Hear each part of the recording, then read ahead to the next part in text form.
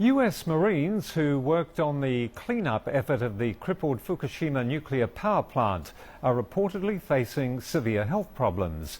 They say they were misled by false information provided by the plant's owner, TEPCO. Here's a report from Russia Today. For the last 3 years, former Navy officer Michael Seaborn has been perplexed by a health condition that no doctor can seemingly explain. Just 4 months after working as part of the cleanup effort of the Fukushima nuclear meltdown, Seaborn woke up and found that he could no longer push or pull with his right arm. And he would later find out that his arm had been quickly losing muscle mass. Same with my right leg. My right leg is actually 17 centimeters smaller than my left leg. So I'm basically just kind of deteriorating from the right side. They're trying to figure out why that is.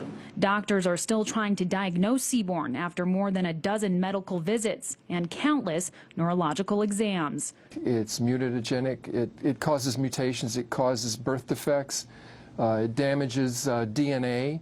That's the reality now facing countless U.S. sailors and Marines who acted as first responders to the Fukushima disaster. Many of the service members who provided that humanitarian relief were aboard the USS Reagan.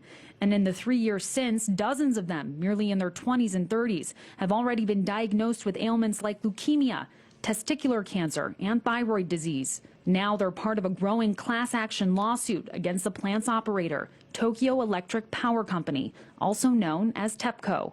The suit alleges that the power company provided false information to U.S. Navy officials about the extent of the radioactive contamination spreading into the air and water.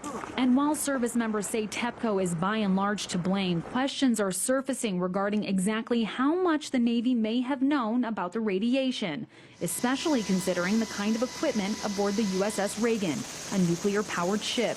In a statement to RT, a spokesperson for the Navy said the worst-case radiation exposure for a crew member on the USS Ronald Reagan is less than 25% of the annual radiation exposure to a member of the U.S. public from natural sources of background radiation such as sun, rocks, and soil.